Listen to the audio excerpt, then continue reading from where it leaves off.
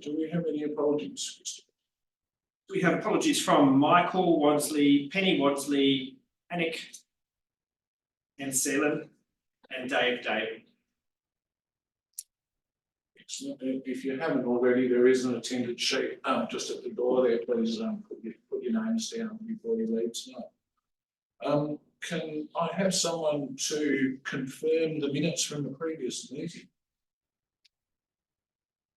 Yeah. Yep. Julie, and a seconder?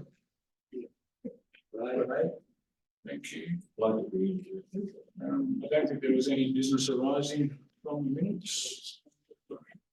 Any correspondence? That's the various correspondences. Okay, so the first one I've got here is from Bryce Gayton, who is our national newsletter editor. So the national newsletter, AEVA News, went into hiatus a few years ago. He bought out another one. He bought one out in January this year, and he called for submissions to see if people wanted to keep it going. Didn't receive any responses at all. So he's definitely not going to do it as a monthly newsletter. He's going to try it as a 6-monthly newsletter. And so he's asked if we can let members know that the deadline for submissions for a July edition is June 15th. And so if you have any articles that you would like to put in a national newsletter, let me know. It's that one. So there was an interesting bit of correspondence from a member in Hobart, whose name I don't have here, who, let's see, so with electric vehicles, there's some legislation that says you need a blue triangle with EV on your registration plate, on your license plate. There was a person in Hobart who got a fine for it, basically. So he got this vehicle inspection call-in notice. And it says, our records show that you are the registered operator of the above vehicle. I have received information that the vehicle may not be in a safe or roadworthy condition due to number plate label not affixed as required. He had a sticker on it. And this was as received, he had a custom license plate. And the legislation says you need to rivet a metal triangle to the license plate. But the license plate he bought, which was a custom one, through the place that you get those things in your rego with the advertisement and so on, that's a sealed unit. They say you can't open the sealed unit or you'll void your warranty. So he's got one telling him he needs to rivet it to it, and another one saying that he can't rivet it to it because that'll void his warranty. So he's queried it, and it's going through the process to see what happens about that. We bought our Volvo the other day, and it had a sticker on it, and Volvo had been told that the sticker is okay, whereas the national legislation says the sticker is not okay. And then, as well as this, well, sort of on the back of this, we had Alan, one of our members, ask the Tasmanian, whoever they are, State Growth Tasmania, asked them about this. And so it turns out that the Tasmanian government made some rules in 2014. Then the national ones came out in 2015, which means the Tasmanian ones are slightly different to the national ones. And so the Tasmanian ones, for instance, specify that the triangle must be 35 millimetres on each side, and the national one says 30 millimetres each side. So you can't comply with them both, unless you have to. And so I did email the State Growth, and they clarify why this has happened.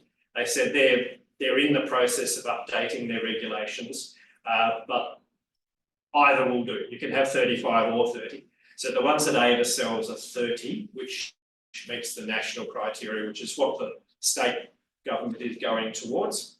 But in the meantime, we still don't know what to do with the custom plates thing. And yes, Volvo is selling these cars without, and according to this notice here, you can get fined and have to take your vehicle over the pits. Yes. When I ordered triangles through AEVA, and they are just adhesive. They're adhesive, but on a metal triangle. No, ours, no, the metal ones were in the car. We found them after I'd ordered them from AEVA. Okay, if you. But we've got metal ones now. Yeah, so the ones we sell are stickers, that what we sell is 2 metal triangles with 2 stickers to go on the metal We triangles. didn't get the metal triangles. So if you didn't get the metal triangles, that was a fault. Yeah. And we would need to send you another set. Oh, it doesn't matter, we've got them, we found them in one. Yeah, Yeah. yes, Okay. there are occasional faults. I haven't heard of somebody not getting the metal bits at all, but you occasionally get one that there's only one in the set. Is this something, Christopher, that is in, the training day you had?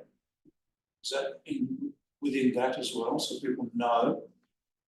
Because if you're getting, if I've got to stick a sticker on, and the reason for the metal is because if there's a fire, the sticker goes, there's still a triangle. Yes, If they just get it from Volvo or whoever, they wouldn't know.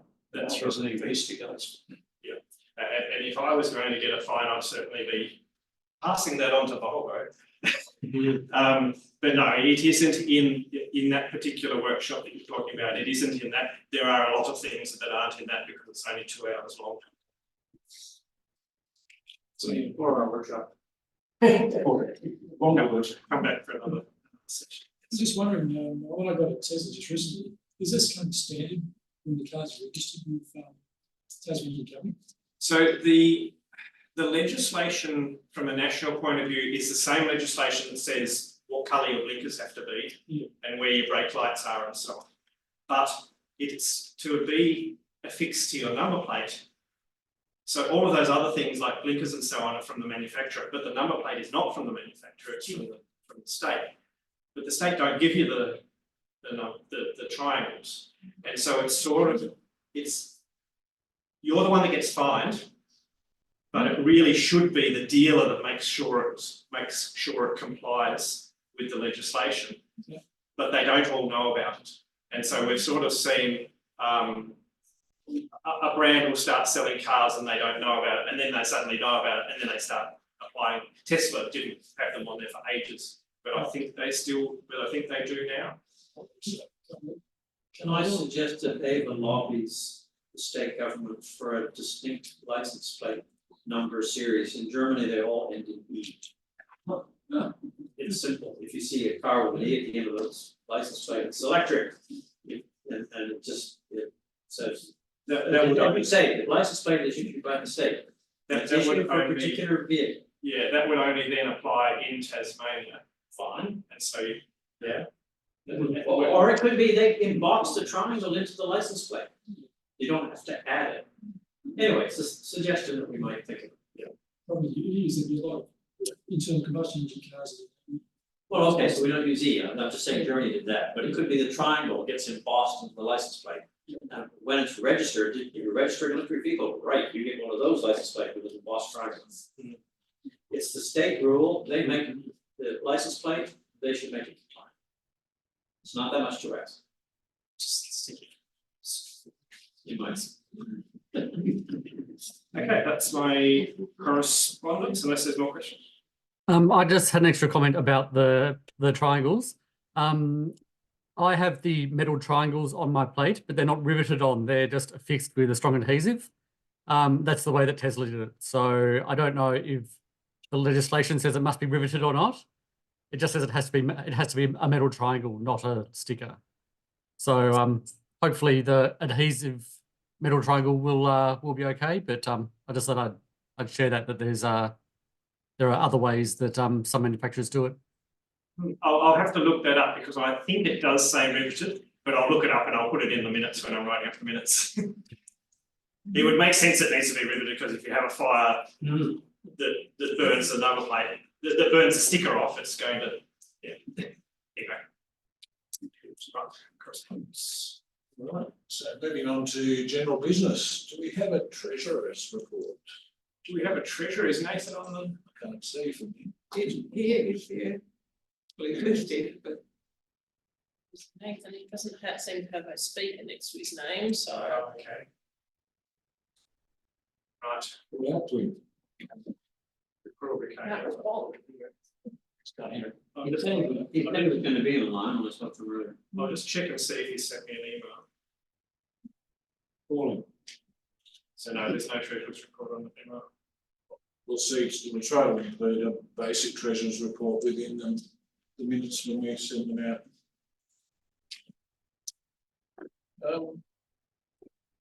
News, Charles, am I handing over to you?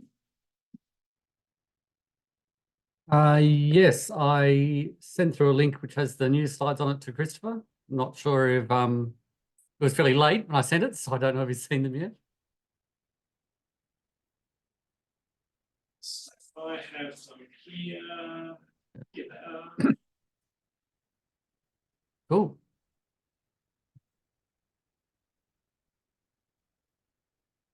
That's the one. Cool. I was a bit rushed this month, so I've skimmed the national and some local EV news just to share. This particular headline was, if you can read the date there, it was from early February. It was when the federal government announced that they were going to introduce the vehicle efficiency standard. So that's basically regulations on how fuel efficient vehicle fleets need to be from manufacturers. Everyone thought that's fantastic. They had a few different options they were going to go along. If you go to the next slide, you can see some of the headlines. These all came out in the month following mostly. So yeah, there's a lot of support for these new standards, but also there's a bit of pushback as well from certain manufacturers. If you go to the next slide, you'll see the FCAI, which is the National Automotive Industry Association. Yeah, they made some statements that were negative of this standard. They said in media releases and so on, in quotes, they said that they supported it, but we have to be careful how we do it. But yeah, they made a few comments which caused Tesla and Polestar to quit the association, and Volkswagen to partially withdraw. They're still a member, but they're not as active on all committees. Yeah, so that original headline was from start of February, and just in the last week, we go to the next slide. You'll see that they've basically introduced them, but they've watered them down a fair bit. They made exclusions for quite a few different models, which they called, commercial vehicles and so on. But there's a list of some of the excluded models there, and not all of them look like commercial vehicles to me. I don't know about you, but there's a bit of a comment at the top from an EV owner on Twitter who yeah, made a bit of a comment about the kinds of vehicles that have been excluded. So we're getting something, but we don't know what sort of impact that'll have yet. So that's one to watch this space. If it gets through Parliament, I believe it has to be approved by the Greens in the Senate. They might not want to support this watered down version, so we'll have to see. So watch this space. This was just a quick screenshot of PlugShare that I made just to demonstrate the expansion of fast chargers around the country. Now, this filter is set to show only CCS chargers. So there's no three-phase, no caravan park ones there. In Western Australia, you can see the ones going up the coastline. That's part of a network which will cover that entire route up to the top of the border of Northern Territory there. The few across the Nullarbor in the middle there are crowdsourced 25 kilowatt DC chargers, which have been crowdsourced between members of AEVA, Tesla Owners Club of Australia, and Tesla Owners Club of Western Australia. So they've all pitched together to get those ones installed. Some of the ones in the Northern Territory are some of the first ones installed by the NRMA. They're planning a national network covering all the major, mostly Highway 1 around the entire country. So they've installed the first few in the Northern Territory there, and eventually that'll cover the entire one there. And Victoria and Tassie in particular are basically invisible behind the plethora of chargers there. Now I thought I'd do another PlugShare map, and if you go to the next screen, you'll see these are the sites that have 4 or more stalls. So that cuts out quite a lot of it. You can see obviously the busy routes between Adelaide, Melbourne, Melbourne, Sydney, Sydney, Brisbane. There are quite a few there, but most of the others are most of them are maybe two stalls or 2 CCS connectors per stall. And I just saw a comment in the chat from John Fast. Isn't there also a fast charger at the Nullarbor Roadhouse, which is NRMA? There is one being installed there. They announced that it was in progress. I haven't seen any photos at this point, but yes, they are planning to install one at Nullarbor Roadhouse.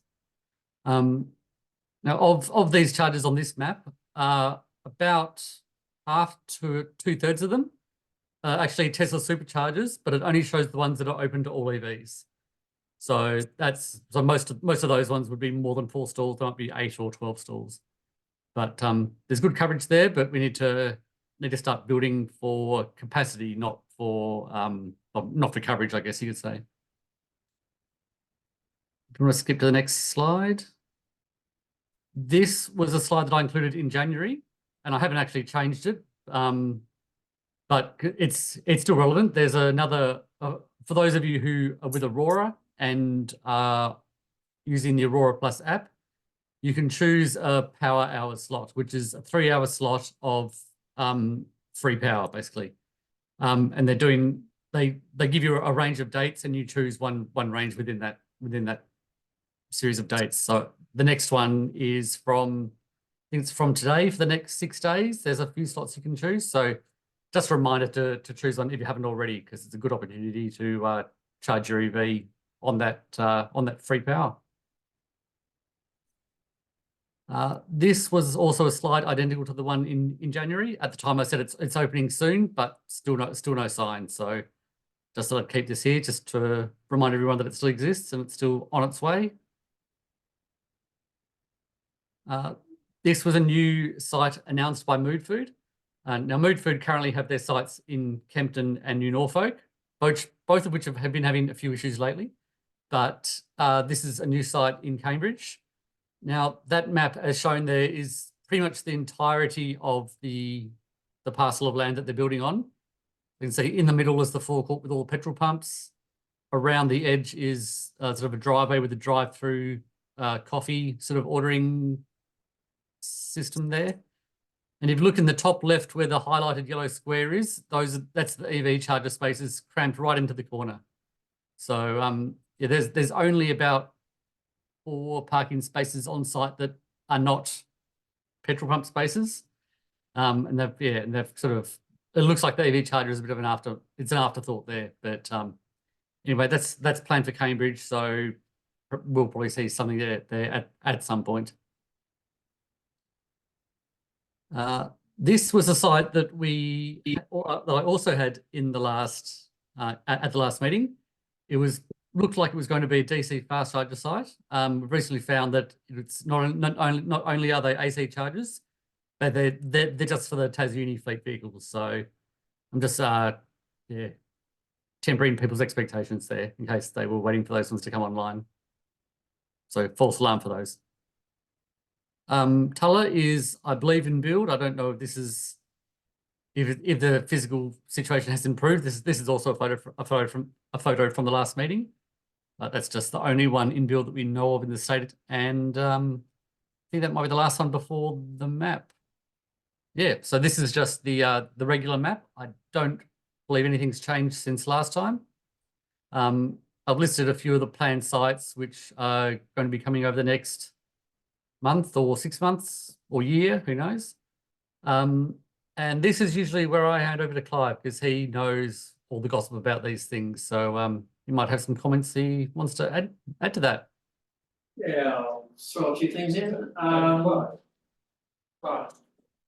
microphone is at the front there. Would you mind moving to the front row? Oh, I can move to the front row. Or stand up if you want. Or stand up, well, Then you can point at the map. no. Can I be heard from here? Can you hear me? Yep, okay. Yeah, so Tulla, you put the picture up. Yes, it's still waiting for a switchboard upgrade. We were all ready and wired up, and then Tas Networks came along and saw the existing switchboard, which was installed in the Tulla shops in about 1954 and condemned it. but the council couldn't find the keys to get into the rooms to look at all the other circuits on the unoccupied stores for about 4 months. We got in, the electrician got in there about a week and a half ago. Sized it up, got all the circuits, knows what they need for a switchboard, and it's currently being quoted. I don't want to make promises, but we're working on it. It's gonna happen. In terms of Sorel and Eastlands, long, slow, hard negotiations with shopping centres, but they'll happen. In about the middle of the year, if things go well, hopefully, no later than that much. The Cradle Mountain and Exeter, same sort of things, slow negotiations. And Maina, they're all moving along, but none of them moving very quickly. But they're all on track to happen. Oh, the other thing that's not on your list there, Swansea is going to be expanded, hopefully in the next 2 or 3 weeks. We're trying to get the electricians and the TAS networks and the switchboard manufacturer and the project manager and the civil guys all together. But if we can get them all together at the same sequence, then we can get that done in the next, certainly in April sometime. Swansea's been under pressure for quite a while. We're putting in a 75 kilowatt CCS alongside the Tritium RT50, which is 50 kilowatt max. So give a faster charge to some CCS cars. We'll only add 1 extra CCS connector, even though it's a dual charger, we'll only activate 1 because the power supply won't go. You can't park 3 cars there anyway, so that's why we're doing that. I've heard the rumor that Ampol's about to start work at Campbelltown, but I heard that before, so I'm not sure how much credibility to give it. You've listed everything else that I can think of at the moment. None of those otherwise have changed. I think Electron is still looking at Bothwell Hamilton. I will say that we get between 2 and 3 approaches a month from site hosts who say, oh, put one here, put one here. Some of them are councils, some of them are commercial sites with cafes or whatever. We can't do them all. We do consider them all. And we do have a forward plan of sites, but we, like you said in your comments about the mainland, Charles, we need to get more sites with at least 3 and preferably 4 or 5 bays. That will happen. The demand is gradually building, and as we see busy sites, they get expanded. So the other expansion sites that aren't listed there, we're planning on expanding Devonport, Burnie, Kings Meadows, and Sandy Bay, hopefully late this year. And adding anywhere from 1 to 3 bays in each of those sites. And there will be others in the other fall. Questions? Does anyone know what's happening with the, isn't there a 4-berth supercharger going in Hobart? Oh, that's been talked about for a while. Charles, do you know anything about that at the moment? Which one was that, sorry? 4-berth supercharger in Hobart, has that died or is it still? On Oh, books? the Tesla supercharger? No, it's still kicking along. Yeah, I don't know when it's going to start, but Do we know there's about the activity. site? There's background activity happening. Do we know about the site? There were 2 sites that were leaked a couple of years ago, and that'd be the most likely places to start looking. I can't say too much because it's through my work. So, yeah. The leaks that I heard was that it's Newtown Plaza or Coles Sandy Bay. And Tesla showroom in Hobart, they have recently installed, I think it's 4, it might be 6 destination chargers up against the wall. And the comment to me the other day was that they will be free and open to the, they'll be free for a couple of months and they will be open to the public. The other one, I stopped in at Brighton a little while ago, and I couldn't find it on the list for the Tesla chargers, so I couldn't pre-charge the batteries. That's EV, I'm assuming. Yeah. Yeah, but I'm wondering, how did you get that into the list of chargers of the Tesla? That I don't know, you'd have to ask Tesla. Yeah, you know, that's something that Tesla's recently introduced. As a bit of background, previously on their navigation system in the car, it would only show their chargers. And what you're talking about now is they've recently started showing some third-party ones. Yep. Tesla have a page on their website that explains how that list is managed. It's based on the number of vehicles that have successfully charged in that location over a 30-day or 60-day period. So I believe that's kind of sites will kind of appear and disappear from that list dynamically based on how reliable the site is. So if something's not appearing there, just need to sort of wait, and as more Tesla owners charge at that location, it will appear on the navigation at some point. Problem is that our best I can get was 50, 60 kilowatts out of it because it, the battery was cold. In the winter, it's just not a go. Yeah, yeah. I've found that if you start in from say if you're 50 k's away from a charger and it's cold, it will start, and if the charger is like more than 75 kilowatts, it will start preconditioning for that charger if you navigate to it from the navigation system. But if it's not cold, or if it's a 50 kilowatt or slower charger, it won't preheat because it doesn't need to, basically. That's what I've found anyway. I've done a few practice runs. Or even consider preconditioning. Yeah, that's right. I understood. I couldn't find it, couldn't navigate it, unless you could actually say that's the physical location and therefore it would pre-charge. Don't know. Yeah. Yeah, it needs to be one that it detects on its charging, on the charging tab. Yeah. It's a bit tricky. The chargers around, you can use the cheat that everyone does in the name, and which is they navigate to a Tesla charger that's close by, while driving in the opposite direction to an EV or other charger, but that still causes the preconditioning. Yeah, I used to try that when I would leave from Launceston towards Hobart, and I'd put the Devonport supercharger into the navigation, so it would precondition. And that was okay until the navigation got a little bit smarter, and it kept on telling me to do a U-turn while I was driving down the Midlands. Like every U-turn bay would say turn here, and I could ignore that for a while. But then there was an update that caused the cruise control to actually slow down when it approached one of those. So I kept on having to accelerate past the U-turn bays. So I thought it's trying to be too smart for its own good. I'll just ignore it from now on. I guess this is the way. So on the 18th of March, I got an email from AEVA, lots of people probably did, saying that the next day they were going to put a $30 pre-authorization on credit cards, which I exploded at. Not because of the $30 pre thing, but if you go further and read, it just starts talking about banks may take 2 to 7 days to put it back, and you may get charged that plus whatever it is, then one day it'll go back. And if there's any false starts, which EV does a lot, then you're going to get hit for a pre-auth on each one. So my question is to EHT, have you got any ideas of pre-authorization? Because I'll soon run out of charges. All right, so actually raised a good point. I'd like to speak to that, and then I'd also like to announce that we're changing our pricing structure from plus kilowatt hours to straight kilowatt hours. Okay. But we'll talk to the credit card first. Any transaction where the value of the final transaction or the final value of the transaction is not known at the beginning always invokes pre-authorization. The banks do it. They're basically saying, we don't know how much it's going to be. We're going to make sure there's enough on that credit card by the time the transaction's finished that we can cover the cost. And it's up to the retailer to nominate what the average size of the transaction is or what the maximum size of the transaction is, which the bank then uses to calculate. So we never see that. You don't see, you should see notification from the bank. It'll be on your statement of how much it is, but unless it's been told to you by the retailer, you don't put banks.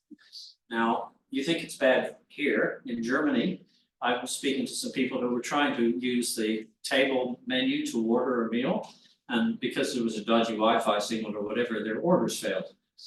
They were charged 50 euros for each failed transaction, and it takes a month to get back. This is the bank system in Europe for credit cards. It's pretty crap. We're pretty good here in comparison. Now, our current hold on EHT, we have some credit card sites, is $20. And we don't intend to raise that.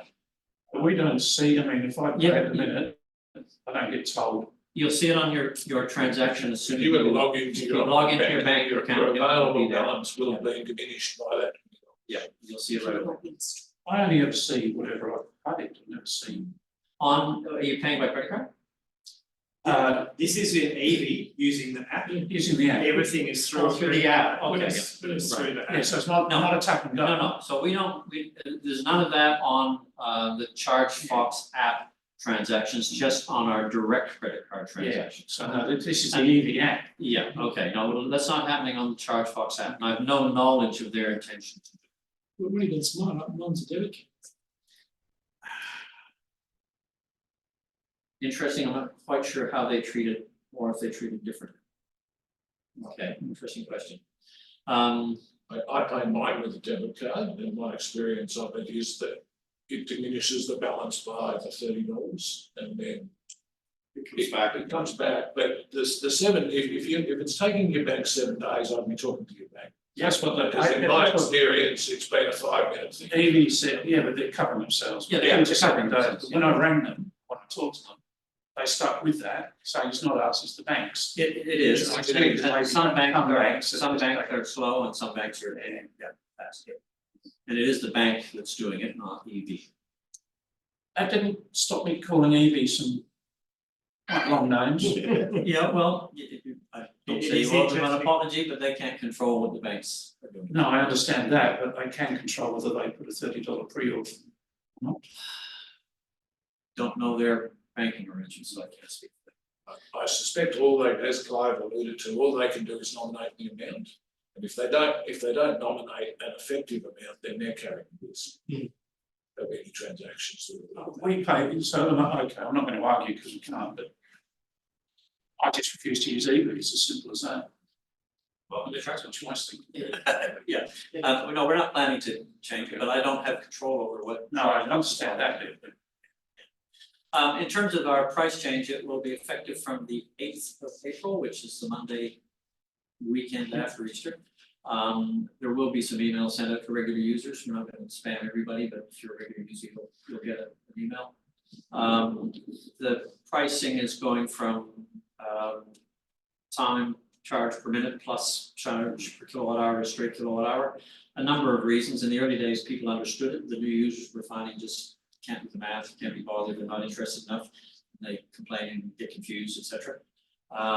Secondly, with some of our chargers, the Kemp Powers where there's shared charging between two, it slows it down for the second charge person, and that's not fair to them because they're paying a high time charge, but they're not getting the charge rate that was expected, so we don't believe that's fair.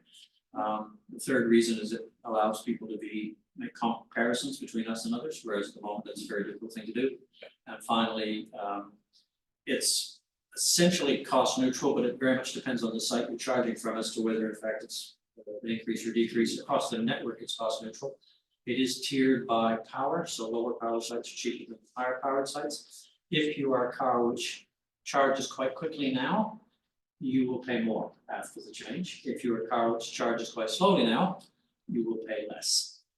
And that's because the time charge is gone. And even if you're charging slowly, you're not paying that high time charge that you would be if you're charging for a long time.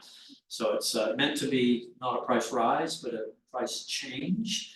The other thing we're introducing at the same time is the idle fee, which will be a 10-minute grace period. So you have 10 minutes to clear out. It will be on the app. It will be posted on the little tag on the chargers, as King Metals has been. Unlike the mainland operators who are charging 50 cents a minute for the idle fee, they're charging $1, which we think is a little bit rich. We're not trying to soak people, we're just trying to give them a good reason to think about moving on. We think 50 cents is real estate. still adds up, isn't it? Yeah, well, it can do. If you leave there for an hour, it's $30, yeah. Couple of ballooning or something. But and it's meant to be enough to be discouraging, but not enough to be miserable, you know what I mean? And if you know, if you break your leg and you can't get back to your car or something, we'll look at a refund. It's not, it's there to make money. Any questions? Sarah, are there any questions in chat that we need to? No. All right, do we have any thoughts on Tasmanian conversions?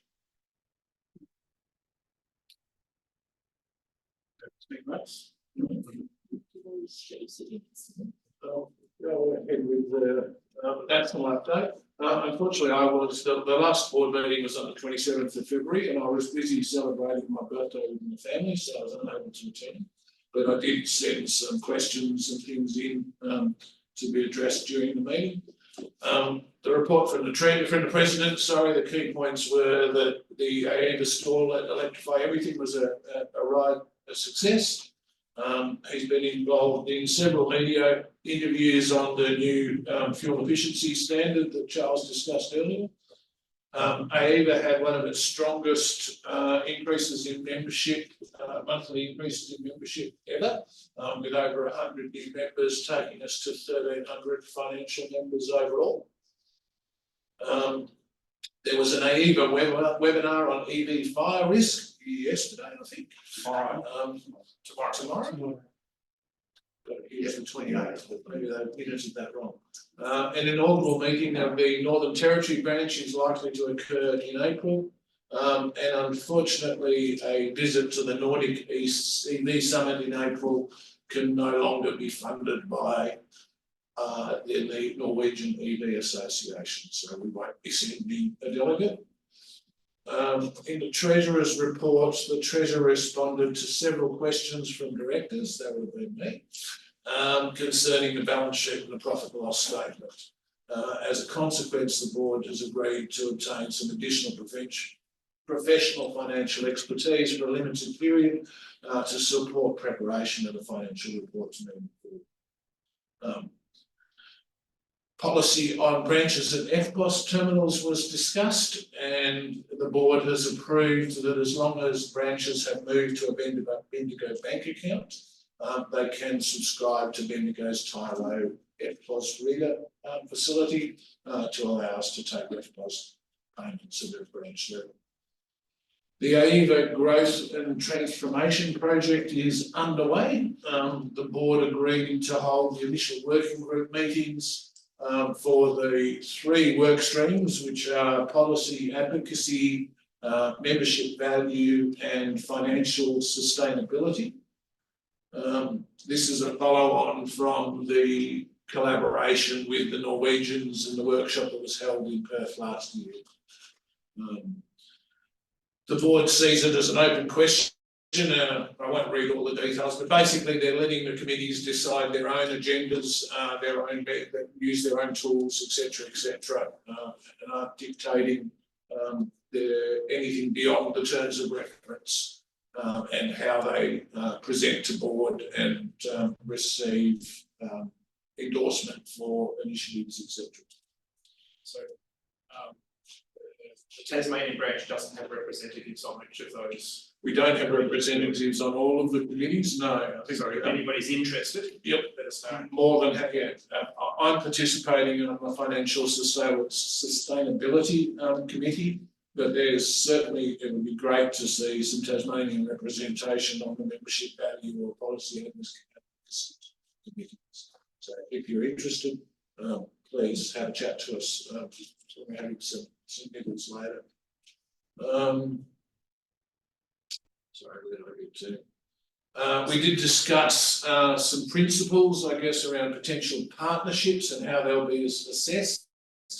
It was suggested that partnerships will be pursued when they result in new members or add value for existing members, don't conflict with our own organisational values, for example, having no fossil fuel connections, and that they don't contribute funds directly to AEVA. So, for example, we might partnership with an insurance organisation.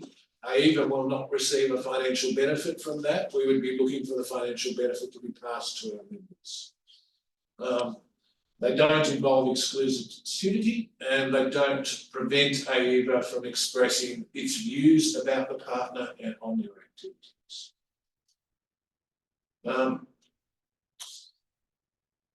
Next topic was the House of Representatives inquiry into EVs. The Secretary reported that the submissions are due 22nd of March and the drafting of the AEVA submission is underway.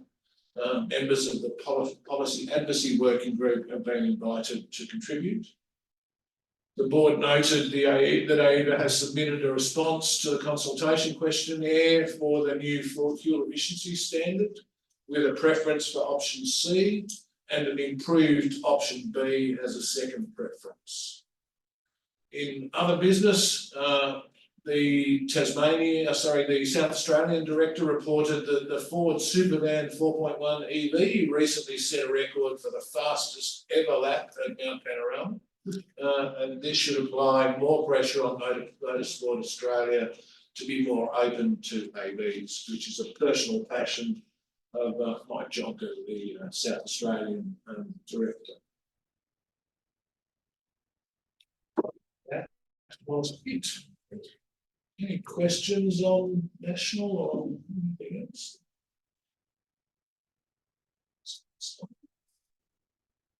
From Zoom. Report on events. A bunch of events. We have got a bunch of events. Did anybody go to the Huon Valley social meetup? I assume it happened. Yep. Yes, I did. That was at Willie Smith's. It was the Yes. third though, wasn't it, on the 28th? Yes, there you go. Changed again. Yeah, it did get moved around a couple of times, right? Yeah, great chat. Yeah, nice. Nice food, nice drink. Yeah, you enjoyed the drive? Yes. It's lovely. Just got a question, is the April 20 workshop in Devonport supposed to be the 30th? Or is it the 20th? It's the 20th. It's a second. Saturday the 20th, that's right.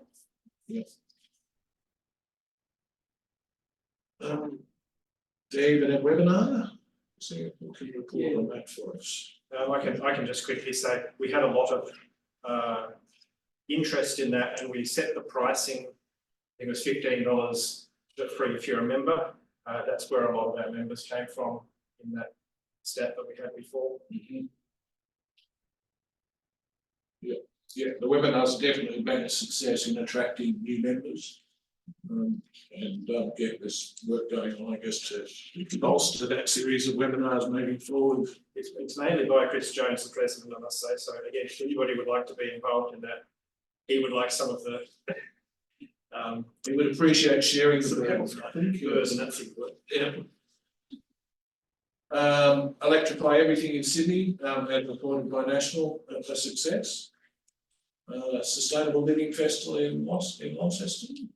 Yes, so we did an electric car, so taking people for test drives at Sustainable Living Festival. It was very well attended. We had lots of people. We had a lot of cars there from dealers, probably the most we've ever had. I think we had 10 different cars there. And we only had a small space, which meant there wasn't quite enough space to display everything. We had a lot of people walking around and looking at those cars. That was very good. We took taking people for rides. It was unusually slow in the rides department. So whether that was because there was so much else to do at the festival, or whether people don't need rides anymore because you can just go to a dealer these days and test drive a vehicle. So that'll be interesting to see at the EcoFest coming up on April 6th. So that's also an electric car. We're also taking test drives. We've done that at EcoFest for the last 3 or 4 years. And so it'll be interesting to see if it does drop off on that one, which should be a direct comparison, assuming the weather's good, because the weather was good for the last couple of years. So on that EcoFest, we've had quite a few volunteers volunteer already. Nathan online there is doing the organising for this one, and I'm sure he'll be in contact with us all soon. Pop up in Western. Yeah, so the day after, there's a bit of an experiment of just a very small local. We had 7 or 8 cars turn up, different ones. And luckily we had a nice shiny red Tesla turn up because we had some kids that just came for the Tesla, even though it was never advertised. We had about 40 other people come along. It was just out at our house next door, and a few different members we've not met before. So on a small scale, yeah, no, just worked very simple, keep it simple. Yeah. Whatever. Know your EV workshop? Yes, we had our first one. So we've been meaning to do this for years probably. And we finally had Jeff, whose last name I forgot, from Launceston, has volunteered to coordinate these, and so we've done our first one in Launceston. It wasn't very well attended, which means that we need to learn how to advertise these things. We didn't mind too much because it was our first one and a bit experimental, but I think it went quite well. Ray and I were the presenters, and we've got another one coming up on the 20th of April in Devonport.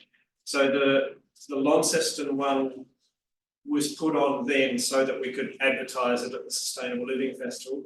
The Devonport one is put on then so we can advertise it at the Devonport Motor Show, which was the other day, and then the Eco Fest. So hopefully we get the advertising through those events, but we do need to figure out how to advertise it in other ways too. If anybody knows how to do advertising, then feel free to contact us. Did you write a list?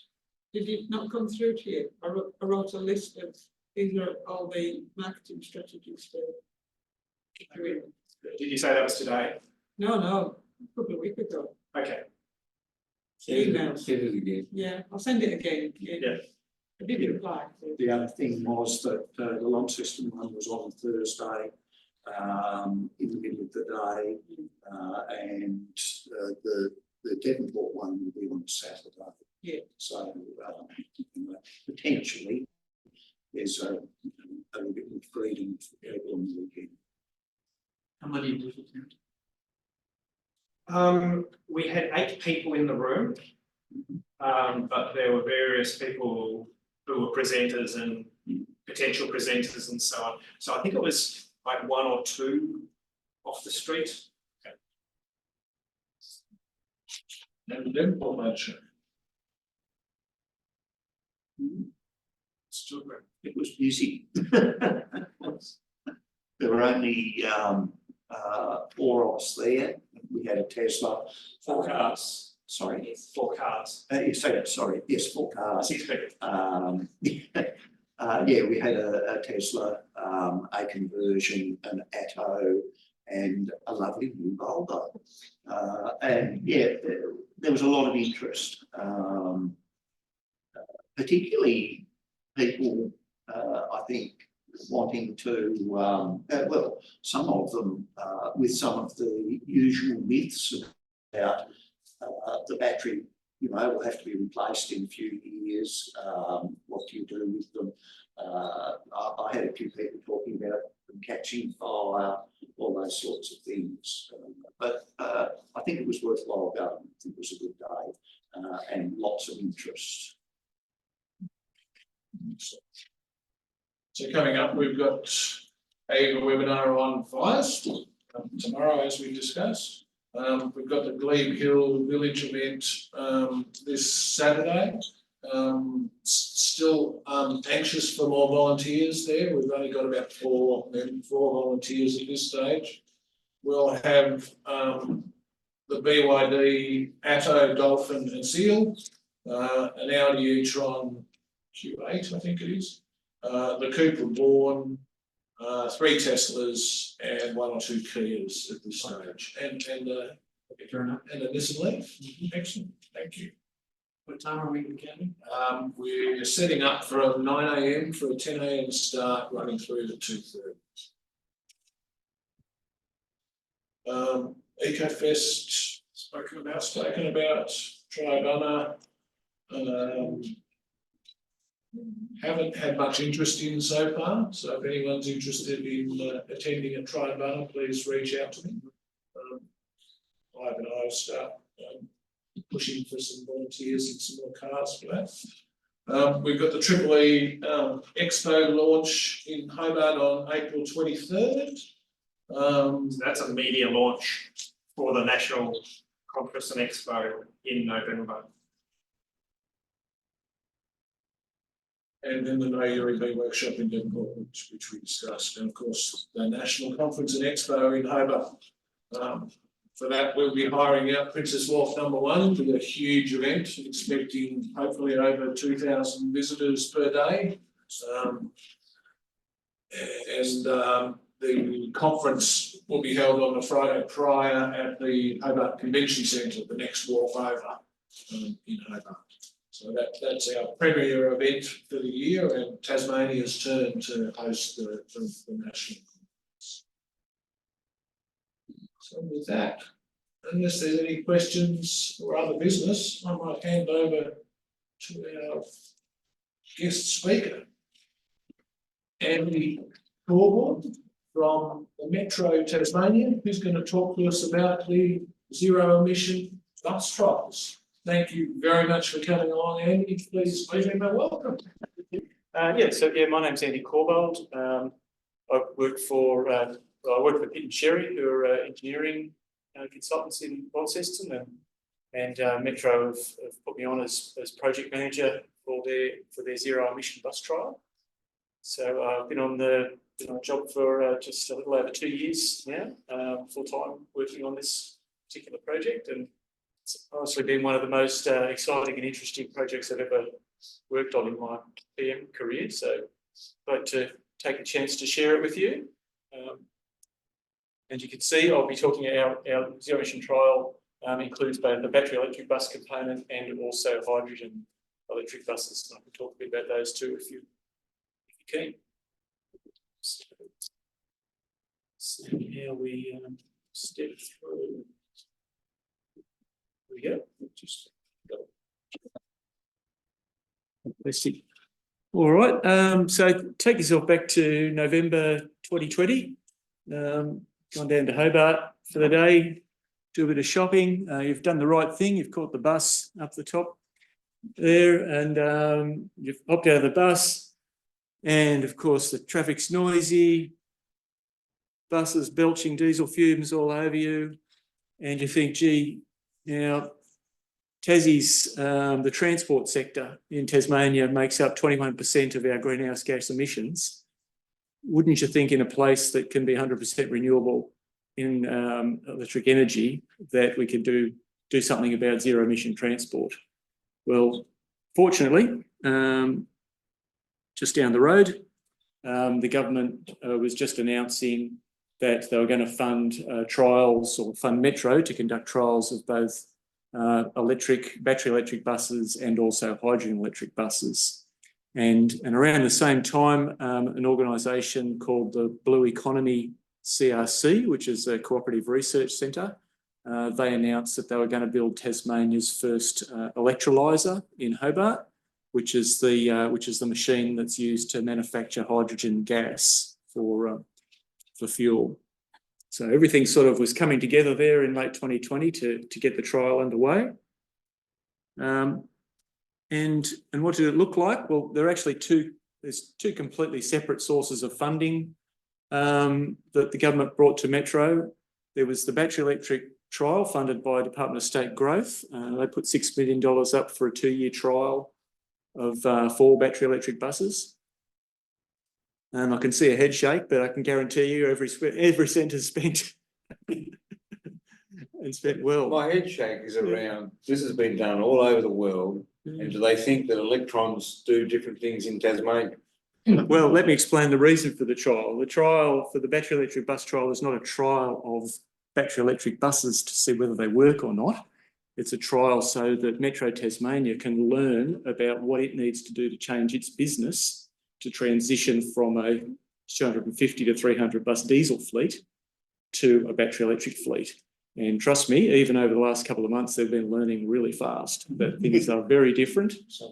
And it's a major undertaking to transition from a diesel fleet to a battery electric fleet. So that is what the trial is about to learn, not to learn whether a battery bus works or not. On the hydrogen side, there's a group called RecFit, or Renewables Climate Future Industries Tasmania. And one of their big drives is to try and get the green hydrogen economy happening in Tasmania. A lot of people probably heard about the Bell Bay hydrogen hub. And what they were looking for is a real-life hands-on demonstration trial of hydrogen as a heavy vehicle fuel. Everyone's really seeing hydrogen in heavy vehicle fuels as a real potential for trucking particularly. The government wanted to do a heavy vehicle trial. The government doesn't own many trucks, but it owns a lot of buses. So they decided to do the trial using Metro's buses. So that's our 2 trials. Now And timing wise, as I said, announced in 2020, 2021, Metro did a desktop study that actually confirmed that yes, zero emission vehicles could operate on all of its routes in Tassie. They weren't going to be embarrassed by buying them and found that they couldn't then actually cover the routes. And my time on the project started in 2022, and we've had the last 2 years planning and then actually purchasing and commissioning all of the equipment, which we're just finishing now. And the next 2 to 3 years will be actually conducting the demonstration trials. So first up, just on our trial designs, we obviously looked at the location of where we were going to conduct them, and the answers fell out pretty easily. Blue Economy are going to be manufacturing the hydrogen in Hobart. That's going to be the only place in Tasmania where you'll be able to get the hydrogen gas. So it was quite logical that the hydrogen trial be conducted in Hobart. And out of Metro's 3 bus depots, the only depot that actually had surplus power capacity at the site, sufficient to run a trial, was the Launceston depot. And that was the first, probably the first big learning out of the trial. The current Moona big depot at Moona that Metro operates is completely at power capacity. And when we even suggested to Tas Networks that we might want to conduct a battery trial there, they went to water. So they said, you know, the cost of upgrading mains power in a city Hobart for a major facility like that would be a mega project. So, which goes to saying I'm not sort of preempting the findings of the trial, but looking across on the Big Island, most new electric bus depots, greenfield sites in the outer suburbs where there's new power supplies going in, they're not converting old existing buildings. What sort of capacity does the Launceston charging have? The Metro? The chargers, Yeah. we've got 220 kilowatt chargers. Yeah. Yeah. How many? 2. What? Yeah. Twice. So, and the other factor on location was when we first started looking at sites with the Launceston depot, our plan was to have the chargers inside the Metro building. That was going to be easiest and best for the depot. Launceston Council was happy with that. The Australian Building Code told us that if we did all these various things, that everything was going to be fine.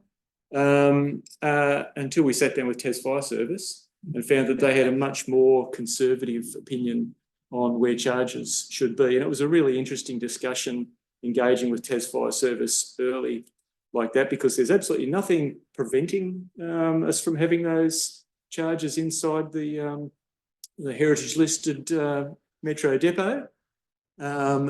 And there's actually conflicting guidelines and policies out there between the Australian Building Authority and the Fire Service. One saying that it's okay to have them in buildings, and the Tas Fire Service saying really not a great idea. So that was certainly an early finding too, that there's some conflicting guidelines out there amongst industry. So being conservative, we decided to work in with the Fire Service so we can all sleep better at night, and we've got our chargers, as I'll show you in a minute, chargers outside the depot. The equipment we bought, pretty straightforward. Obviously, we needed battery electric buses, hydrogen buses, the chargers. Like someone else mentioned earlier, the switchboard at the Metro depot looked like it came out of the ark. So the very first thing we had to do was to replace that with a brand new switchboard. With the hydrogen trial, part of the reason for the high cost of that trial is we also have to build Tassie's first hydrogen refuelling station, which we'll be building out at Moona. Sorry, not Moona, out at Mornington. And for the hydrogen buses, we're also purchasing a contingency electric charger because hydrogen buses can actually run on battery charge alone. They can do about 100 kilometres just on battery charge. So we'll have a contingency charger there. If there's any hiccups in hydrogen supply, we can always just charge them up and run them just like a battery bus. Have you got the hydrogen buses yet? They're currently on a ship. Oh, coming from China at the moment. Yeah, So hoping for the, no typhoons. Yeah. the hydrogen buses have a battery in them. They do, yeah. I'll give you some good details on them shortly, but yeah, they do.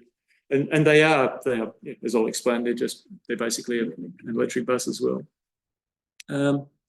So just with our trial, some of the things we're going to be doing once we get the show on the road, you may get invited to be part of some of our stakeholder surveys. So we're going to be doing quite extensive surveys of both passengers, general public, key stakeholders and organisations like AEVA. We'll be doing them at the start of the trial to see, well, what is the knowledge of the general population and industry about battery electric buses at the start. We'll do it halfway through the trial. What have we learned along the way? And then at the end, and what we really want to find out is through doing these sort of demonstration trials, are we able to, have we been able to upskill particularly industry and also the general public in their awareness, acceptance and support for battery electric vehicles. And the other thing we've invested in telematics equipment on all the buses.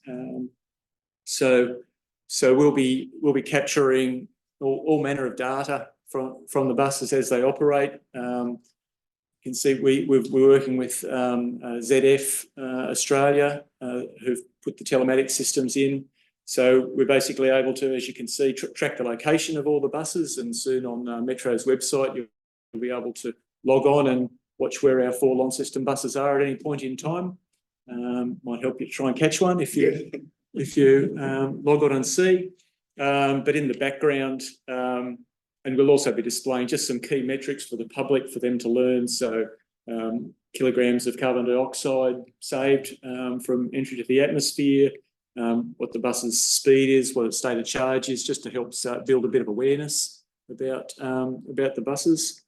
And we'll also be capturing, sorry, I'll just move the Zoom people off my screen. Yeah, ignore the numbers there because that's some preliminary data which needs cleaning up, but we'll be capturing a lot more detailed metrics like energy consumption, kilowatt hours per 100k, CO2 saved, and in the background, the system gives all manner of information about what's happening in the vehicle, brake pad usage, maintenance, repair requirements, any battery issues, all the rest. So that gets fed back to the Metro mechanics team, and we'll basically be able to understand, well, what is the difference in costs and time between maintaining an electric bus versus maintaining a diesel bus. So they have significant regen capacity? Yeah, they'll get probably around town, we think about 30% of their power from regen. And the drivers are actually, they were very unused to having regen on the buses, and they've taken it to it like a duck to water. They absolutely love it. They've now decided it's a one pedal job really. They can gauge themselves, so come up to a traffic light, it's just foot off the accelerator, and by the time they get there, the bus has stopped. So they're really enjoying the regen actually as a driving experience. So I guess the buses would be simplified in terms of their mechanics. I mean, you wouldn't have a gearbox, you just have a constant gear ratio with the transmission. It's not there's constant gear ratio. I'm sorry, I'm not a mechanic or an engineer, but there's certainly, as far as maintenance goes, there's very few moving parts, so we're expecting maintenance costs. Even though the capital costs at the moment of buying them is a bit dearer, the maintenance costs we expect to prove to be much cheaper. What is the ratio of capital cost wise? How much more expensive than I don't mind sharing, but a diesel bus probably costs you $500,000. Battery bus probably 800, and a hydrogen bus probably around $1 million. So yeah, so basically 1.5 times for a battery bus and twice double for a diesel. But sure it's not news to you guys, but it's pretty early in the technology, and I think the capital costs will come down pretty quickly, but the maintenance costs will be where the real savings are. Who's providing the electric buses, which Yeah, I think I'll jump on to them now, if you like. So, yeah, I know this is the charges I've got up here first. So yeah, we've got our two ABB Terra 124 fast chargers, and they've been installed by Cromedy, who are local electrical engineers in Launceston.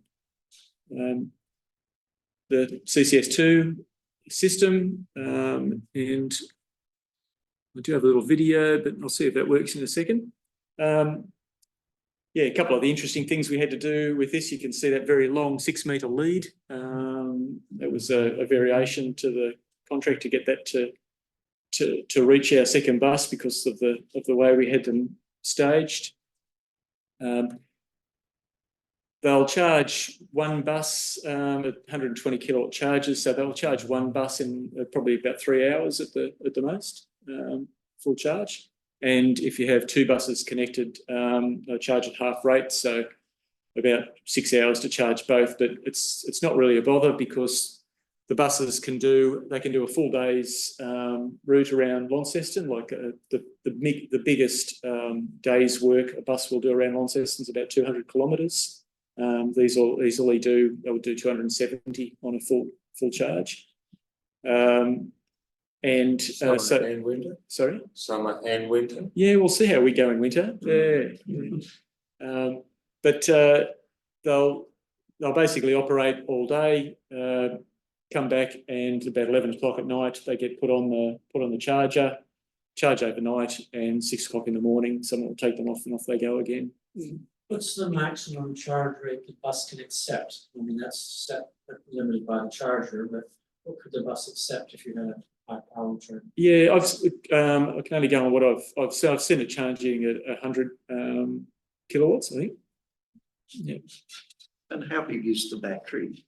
Yeah, so the battery, I'll just show you a little video first, if that's all right. I will get onto the battery. So this is just, if this works, I'll see if this video works, but this is just a bit of an overview of the setup that we've got at the depot. It was actually done as part of Cromedy put this together as part of getting their final payment to show that they've done all the work. So I hope you don't get dizzy as you watch the operator walk around and video everything that he's done. But we'll see if it works.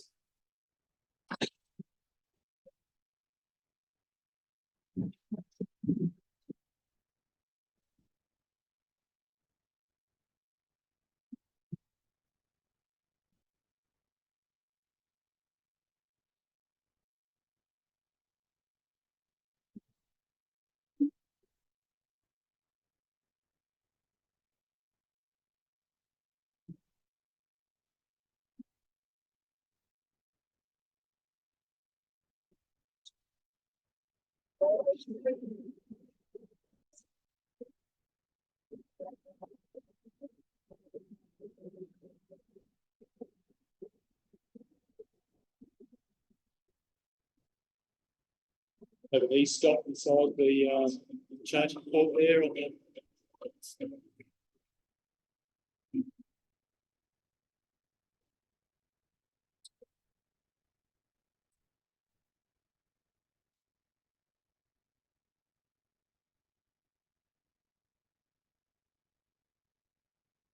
yeah.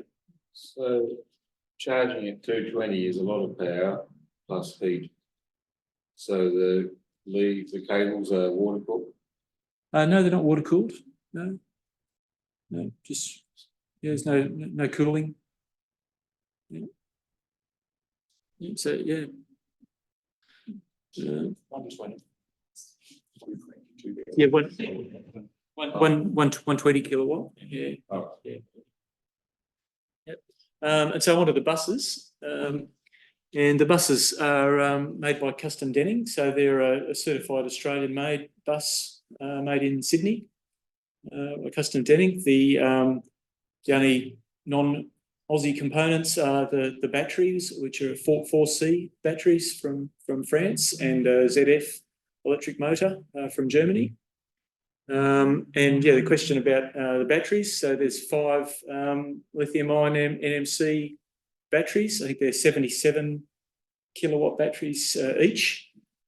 Quite large, probably almost the size of that table, and nearly a foot deep, each of them. So they're fairly sizable. Interesting, they put them on the roof. Yeah. Well, mainly for space. They take up an awful lot of room, and these buses are actually probably 15 centimetres higher than a standard diesel bus. Okay. Yeah. You wouldn't want to corner too fast then. No, that's what. Yeah, the guys they've noticed it. They've noticed that, but it actually hasn't been it's been something you get used to very quickly, I think. Well, but no one's tried, have they? There's one of the things about electric cars, having a Wait, yeah, lower no. center of gravity. Yeah. It was better. Yeah. So, yep, that's where they are. As I said, 300 kilowatt motor, minimum range of 250, and quite a detailed. And this picture here is just showing our mechanics, but we've also actually taken every fire brigade in Launceston has. I've taken them on a tour through the buses and the chargers set up just for familiarisation.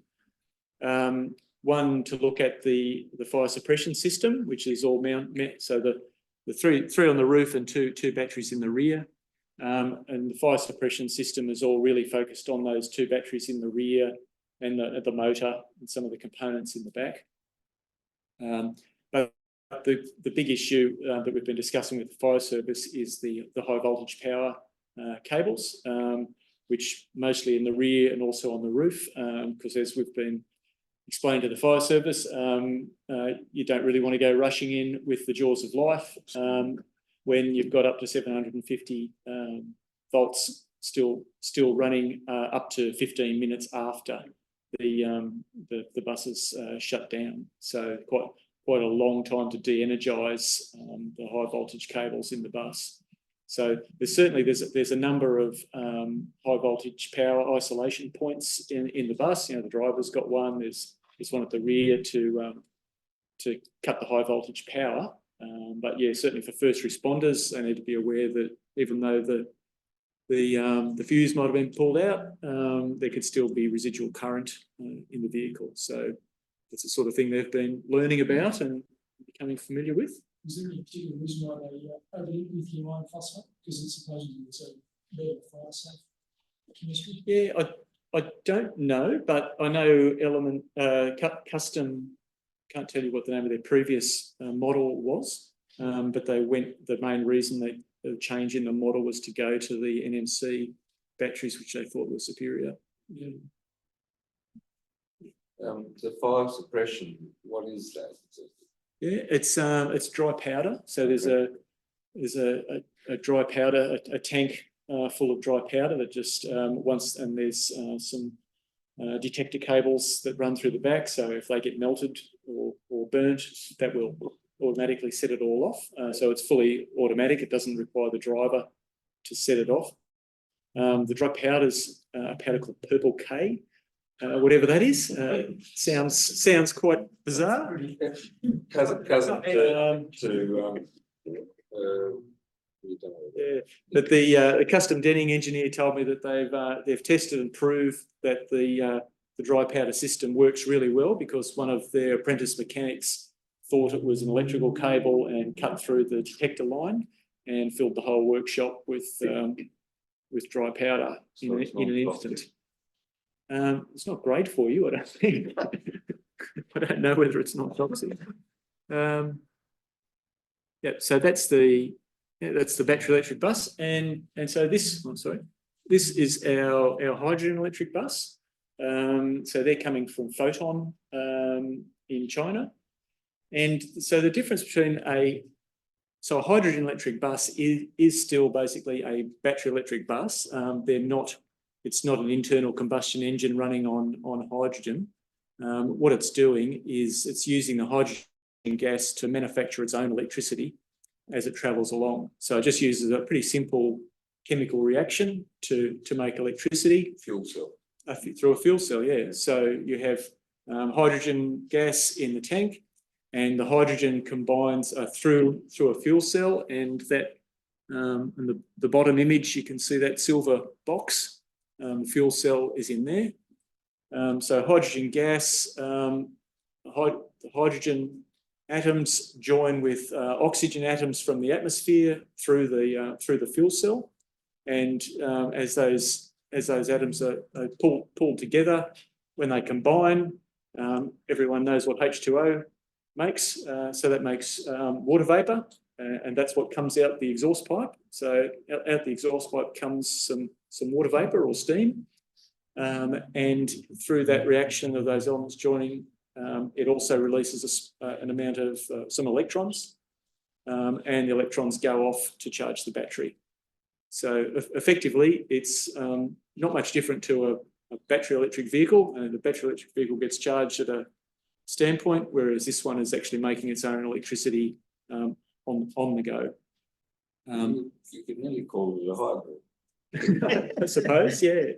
A couple of the key differences. So yeah, it carries 30 kilograms of hydrogen gas, very high pressure. So 350 bar, that's about 5,000 psi. So that's the pressure. Actually not the highest is 700 bar. That's right. Cars, buses and heavy vehicles run at 350, and cars tend to run at 700, which is more. Yeah, a lot of pressure. So key differences: refueling time probably takes about 15 minutes to refuel the bus, compared to our 3 hours for the battery. It has a 150 kilowatt battery on board, so that's what I was saying. It can run on battery alone, and the range, you can get probably 400 kilometres out of a tank of hydrogen. So I think those, particularly the range issue and the ability to just manufacture electricity on demand, is what's sort of pushing these vehicles into the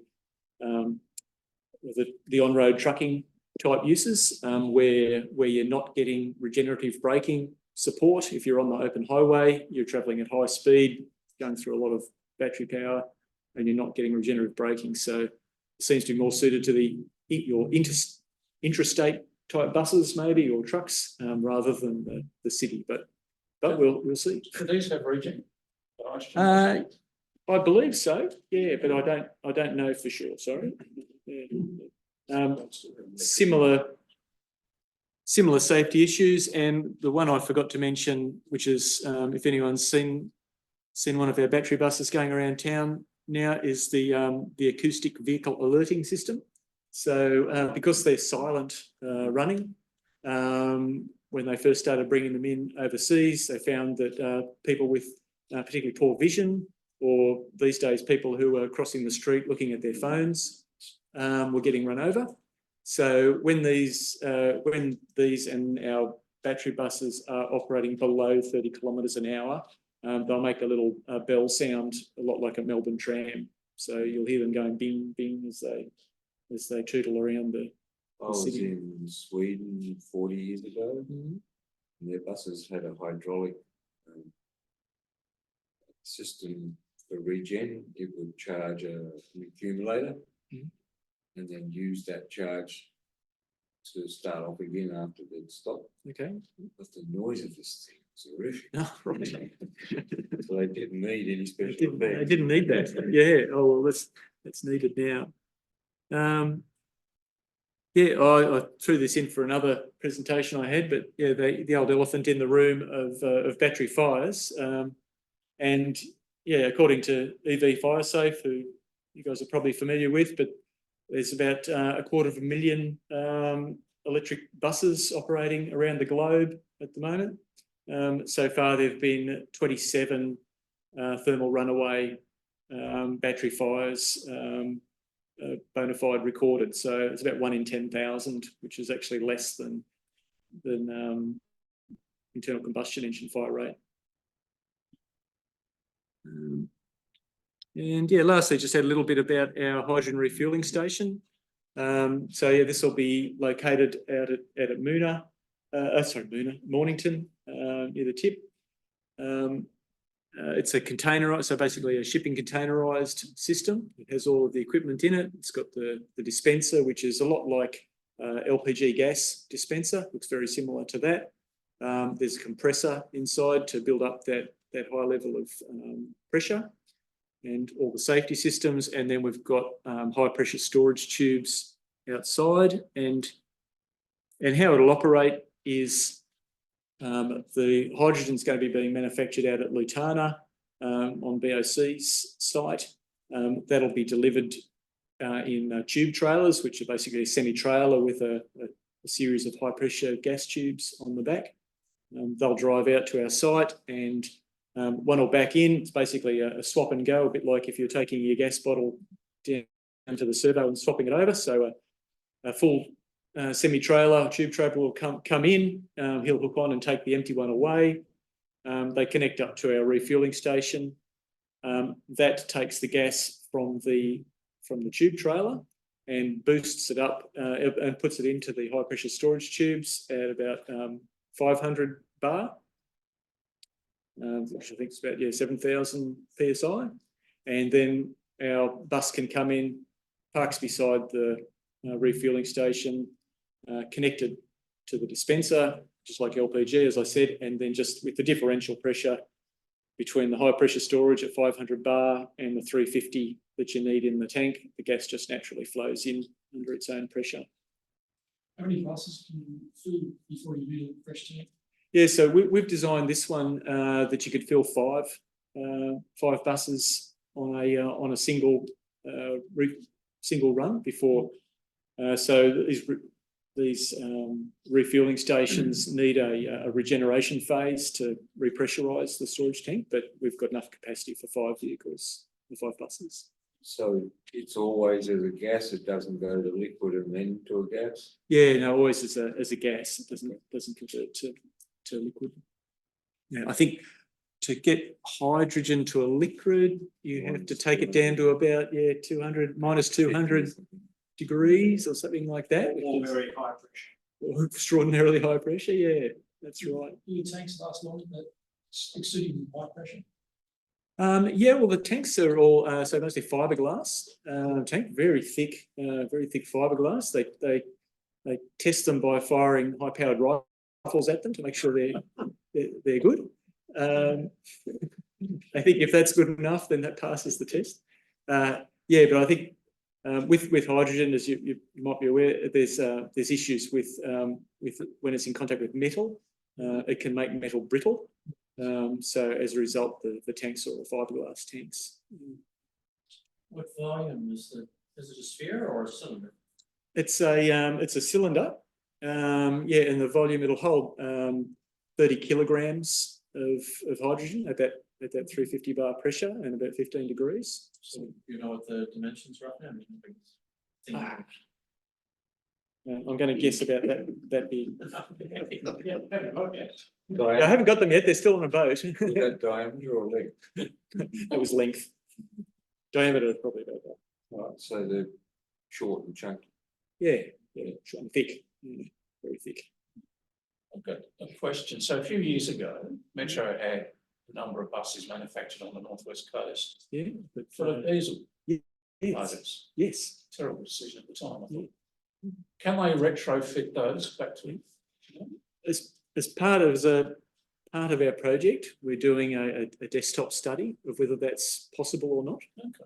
And yeah, so that's certainly given that like the average age of a Metro bus is about 5 years old as a result of that big purchase. So they've still got a fairly young fleet. Yeah. Mind you, by the time we're through this trial, they'll be getting closer to 8 or so. So they'll be starting to think about their age. But yeah, we certainly part of this project is a desktop study of looking at the existing buses that were done up here. Yeah. Theoretically, the bus tech designed them in theory to be able to be retrofit to. Do recall politicians touting a lot about, well, they're designed to be able to retrofit Yes. at the time. Yeah. So So we're it testing was that the now. spin. Yeah. You're testing the spin. We're testing that story now to see whether it stacks up. What's the typical age of a diesel bus at retirement? How long can it keep returning? I think about 20. Yeah, about 20 years. So yeah. How many engines did they go through? I don't know. It's probably like the axe that never wears out, isn't it? 5 heads and 4 handles. Excellent. I believe that fuel cells have a limited life. I think they degrade. I think I've read that. Yeah. I'm not too familiar on that, but I mean, all of our probably can't tell you what our fuel cell. We'll have warranties on everything. Like our batteries, for example, have 8-year warranties on the batteries, and the fuel cell probably would have a similar type of warranty on the fuel cell. One thing we notice, our fuel cells are Toyota fuel cell, and it seems that Toyota are really working to own that sector of being the fuel cell manufacturer to the globe. So, Do you know how many hydrogen buses there are around the world compared to battery at all? it's probably much fewer, much fewer. There's only in Australia at the moment. There's 2 in South Australia. They're photon buses as well. I think there's 1 or 2 in New South Wales. Called Red Bus. They were ARCC, perhaps, not sure. But yeah, this Twiggy Forest had a few of coaches up in the Pilbara to take all these workers to work. I think he ordered a dozen or so up there. But yeah, look, in Australia there'd probably be less than 20. And the big issue really at the moment is access to hydrogen. It's not the ready access to the vehicles like Photon, for example. They produce thousands and thousands of buses a year. So it's not the access to the vehicles; it's the hydrogen gas, and also the distribution. With, as I say, we'll also be building the first refueler here too. Yeah. The likely outcome might be that you've got battery buses in cities and hydrogen buses for long haul. Absolutely. In the state. Yeah, I think that's definitely where we think it's going. That like something like the Red Line would be better suited with a hydrogen bus, whereas around the cities probably more your battery bus. But we shouldn't preempt the trial because we've only just started. But that's kind of what it looks like. Always train freight the hydrogen to the northwest coast. Yeah. Well, the trains actually, there's I think Japan is and the US now have hydrogen trains as well. It's quite suited to train. But I mean, if your generation for the hydrogen is Hobart, it's the way to get it. Yeah. Well, if all the Bell Bay development gets going, there'll be more hydrogen you could poke a stick at down there. But, yeah. Is there much difference in the running costs of electricity versus hydrogen? Per kilometre in terms of fuel use? Yeah, well, so our early estimates, like for our electric buses, we're estimating probably a fifth the cost compared to diesel to run the electric bus compared to the diesel bus. The hydrogen's a bit harder at the moment because there's, well, one, right now there is no hydrogen manufacturer in the state yet. They're still actually building the electrolyser. So, and even when we do get that up and going, the costs of buying that hydrogen won't be, real market costs because that's just a trial. So, it's a bit hard to tell at the moment. I think the parity price to compare to diesel for hydrogen, I think it's a factor of 4. So if diesel's $2 a litre, then hydrogen would be about $8 a kilogram. So if you could get hydrogen for $8 a kilogram, it's the same as it's equivalent to diesel. But yeah, I'm sure in the early days of this trial, we'll probably be paying more than that. I guess it seems like long haul buses are more that fit than, etc. Definitely, yeah, definitely. It's more of a long haul fit, or really trucking. Yeah, and that's That's really the target. Kenworth are getting quite into. They've brought hydrogen buses into Australia, hydrogen trucks into Australia already. Kenworth have, and they're doing quite a bit overseas as well. There's a few questions up on the screen. Oh, yeah. I'll just run through quickly if you don't mind. Sure, absolutely. Yeah. I can't see them. Sorry. We wanted to go. What size of the bus is being trialled in the electric one? Is there any discussion about having a fleet of smaller electric buses? So the size, as in dimensions. I assume it's really about capacity. Capacity, yeah. For standard 60. Capacity, yeah. They so they'll I think it's 64 passengers. So I think that's about 6 or 8 passengers less than a diesel bus. So the battery buses weigh about a tonne more empty than a diesel bus. So they can take a little bit fewer on the passengers, and that's all to do with the battery weight, really.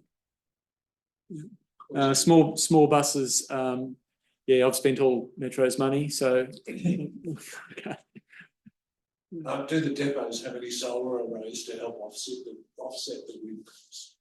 No, they don't. But yeah, the discussion's certainly been had at Metro that it really would have been a great thing to do years ago, given all their roof space and the nature of their buildings. At night, you wouldn't get an awful lot of it. You'd have to have some pretty big batteries to fill it up. Yeah. What isn't it, heritage listed building? As long as you don't knock it down, you're right. Oh, okay. Yeah. Stick things on top. Stick things on it. When does the trial end? And have you mapped a possible time frame for implementing a full conversion of the fleet? So the battery trial runs for 2 years from now, and the hydrogen trial runs for 3 years. And at the end of the trials, there'll be a report to government on recommending what the recommendations for a future fleet transition based on what we've learned from both the stakeholder engagement and the community as well from the telematics and the data, and doing some cost assessments and comparing it to the diesel fleet as well. So we'll be making some recommendations on what the best fit is, but there's no forecast on when that would be implemented. So if we want electric buses in the future, we should go and ride these ones. Absolutely, ride these ones, and you'll see there'll be some little signs inside saying, if you want to provide your feedback on what you think of the idea, get on and say, great idea, buy lots. Does the project look at scalability? That probably won't be part of our brief. It's more our brief's more part of acceptance and costs of operation and learnings about other depots and their current fit suitable, other staff. What training do the staff need to maintain them? Is the workforce ready? Which we're finding there's a lot of training to be done for the workforce, sort of thing. I think you answered this one. The relative cost of fuel, but the hydrogen was about $8 a kilogram. To get parity with diesel, it would be about 4 times the diesel price. Yep. Yeah, so if diesel's $2, to get parity price, you'd be paying $8 for a kilogram for hydrogen. Have any other Australian states trialled hydrogen and then proceeded to implement them, or have they all gone electric? They've all so far they're all going electric. South Australia's doing a hydrogen trial. New South Wales has done a very small one. I think wherever the hydrogen trials are being done, it's really pretty similar to what Tassie's doing. It's a demonstration of hydrogen and getting the hydrogen economy going in the state and using it as a demonstration of how hydrogen can be used. It's not really a focus for buses per se. It's really things like Bell Bay hydrogen hub, getting everyone in that zone, exporting hydrogen could be a good idea. Manufacturing hydrogen here could be a good idea. That's sort of more the focus. I don't know how much truth there is to it, because my mind has come from Facebook, but Yeah. I've heard that European cities that have run hydrogen buses are pulling them out and putting in full electrics. Yeah, I've read the same. Why are we doing hydrogen trials, I suppose, when the economics of the stuff you presented to us tonight would suggest that they're never going to stack up, and the Europeans approve. Yeah, well, it may be, it's certainly part of a learning exercise, and hydrogen is not just about hydrogen buses or hydrogen heavy vehicles. You've probably seen with Bell Bay, there's also looking at things like manufacturing methanol for shipping fuel. So Maersk has already got, they've already produced their first ocean going ship that runs on methanol. I think they've got another 20 on order. So there's huge potential for hydrogen in general. It may turn out that it's certainly not for city buses. It might turn out it's good for interstate trucking. Australia's dynamic to be able to produce green hydrogen is unique in the world. With our wind and solar, we have the best resources for that. And so no other country has those kind of resources that Australia has. So our potential to produce exportable products with green hydrogen is at a rate that isn't comparable pretty much anywhere else in the world, especially Europe. And Tasmania is probably the best placed out of any. So our paradigm is quite different than almost anywhere else. But in order to get the hydrogen generation part of it working, you need somebody to use the hydrogen as a starting point. And while the best fit might be, the big industrials, they want someone else to test it out first. And everyone wants no one wants to be the first. That's where no one wants to be the first adopter. Come into play. Yeah, well, I'm one of them, and it don't really work for that. But hey, and we've got to now you set it up. We'll use that. And it's got to break down. It seems silly, but there's just a lot of barriers that need to be broken down socially first. As soon as you say hydrogen, people go hydrogen bomb, Hindenburg, Hollywood. So you've really got. But I think once the general public has sat on a hydrogen bus or put their school kids on a hydrogen bus and sent them off to school, and they get quite comfortable with the idea, that should remove all of those sort of silly anxieties. Reduce, not remove. Yeah. Are you working with the electric sky buses at all? Are they private? Thank you very much for a really interesting talk. Thank you. Well, certainly Skybus has been great. So Skybus is owned by Kinetic, a big private bus company. But yeah, when in the lead up to our trial, I actually took a lot of the Metro staff to visit the Skybus depot in Hobart. They've been really supportive of us. So yeah, we've certainly been sharing information with them about getting the trial underway. Yeah, they're happy for you to be the guinea pig. Well, they got here first. They had 2 electric buses here before Metro did. Yeah. On your evaluation, you mentioned about user or consumer feedback, passenger feedback. I presume you're also assessing the staff's response. You mentioned the drivers like the regenerative braking. Yeah. What I've heard in Europe is that there's a shortage of truck drivers. Relatively hard to recruit and retain them. And that fleets have gone to electric vehicles, whether it be trucks or buses, find that the drivers like them so much more, find them less fatiguing, and they retain drivers and recruit drivers much more easily as a result. So I just mentioned that as something that you might. Well, that's really interesting because to be honest, I think that's driver retention is a similar issue.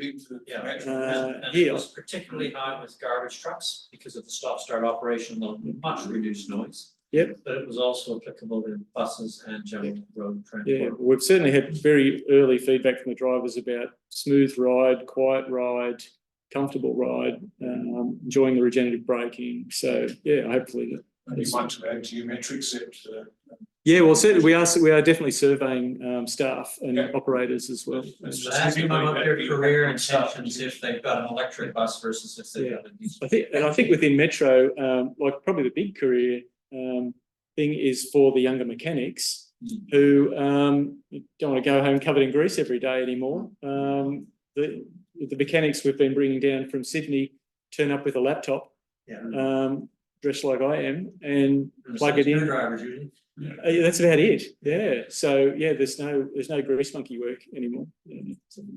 I worked was a carer for an invalid farmer, and his adopted daughter was a Metro driver, and she was the first one to be able to sue Metro, I think, for hypersensitivity caused by being around the diesel fumes all the time. Okay. And it made her life a complete misery. She's now sensitive to virtually everything. Oh dear.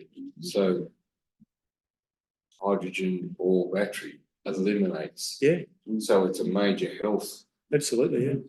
benefit. Yeah. And general amenity. I mean, we all know what it's like when there's a lot of complaints from people in the city mall and in town that you walk past the main bus terminal, the bus transit station there, and big plumes of diesel noise. Well, that's the fumes that people understand and see, but just being close to the diesel part of it, and just as a driver, not a as a particular. you wouldn't have thought it. You're just absorbing it. Yeah. Over years, it takes a toll. Yeah, I bet. It's interesting. Okay. Thank you very much, Andy, and I Thank you. echo the words of Tim on the screen there. Really informative talk. Thank you very much, Andy. Thanks for the opportunity. Has anyone been on one of them yet? Not yet. Well, fingers crossed. But one passed me as I was walking in here. I thought it was a special trip. So hopefully you can catch one. I want to get for a big drive. A city sightseeing tour on an electric bus. Who do we And then speak to promotion get idea. you guys to turn up at our event in November? Talk to me. With a bus. Yes. Yeah. Cool. Well, hopefully by then we'll have one hydrogen, one battery one for you. And it'd even be good if we can get a driver and or mechanic there to be a spouse that an operating mechanic with clean hands. I've witnessed that personally. My son-in-law has been a water mechanic, and it's become a Tesla mechanic. And the first comment from my daughter was, "He doesn't stink in."